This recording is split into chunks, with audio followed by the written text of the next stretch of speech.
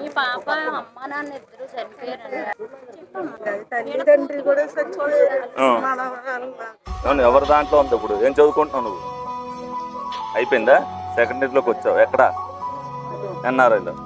ఇప్పుడు ఏంటి నువ్వు దీనికి ఏంటి నీకు ఎంత రాశారు ఫీజు? ఇచ్చారు. కట్టిసావా? ఏం కట్టలేదు. ఆఫీస్కి రాదు. పాపకి పెన్షన్ ఉంటుంది కదా? అవన్నీ ఉండవు. కార్డులో ఉన్నారు వాళ్ళు? ఎవరి కార్డులో ఉన్నారు వాళ్ళు? రేషన్ కార్డులో ఇస్తారా? రేషన్ కార్డు పడిందా? అది నువ్వేం చదువుతున్నావు? 10th. తల్లికి వందనం పడిందా? మరి అది అప్లోడ్ చేయడానికి చూస్తే నీకు రేషన్ కార్డు ఏది? మరి నీ రేషన్ కార్డులో వీళ్ళ పేర్లు వెళ్ళినాయా రాలేదా? వెళ్ళినాయా? ఏది మరి రేషన్ కార్డు ఉంటే తెలుస్తుంది ఉన్నాయో లేదా అనేది.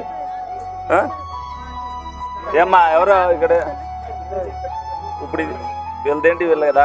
అవును, ఈవిడ దాంట్లో ఆగు. ఈవిడ దాంట్లోకి వెళ్ళిపోయినాయా 2? ఏది తల్లికి వందనం ఈవిడే పెట్టారని ఇద్దరికి పడతాయి. ఇది జూనియర్ ఇంటర్కి ఏమైంది ఇప్పుడు? దాంట్లో ఉంది ఇప్పుడు ప్రాసెస్లో ఉందా? అందరూ ఒకటే మ్యాపింగ్లో ఉన్నారు. అవును, లేకపోయినప్పుడు మీది మ్యాపింగ్లో ఉంది. 99% పడకపోయినా మీ పాప ఫీజు నేను ఇచ్చేస్తాను.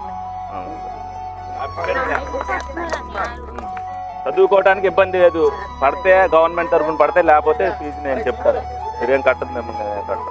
ఒకసారి ఆ పేరు ఇచ్చి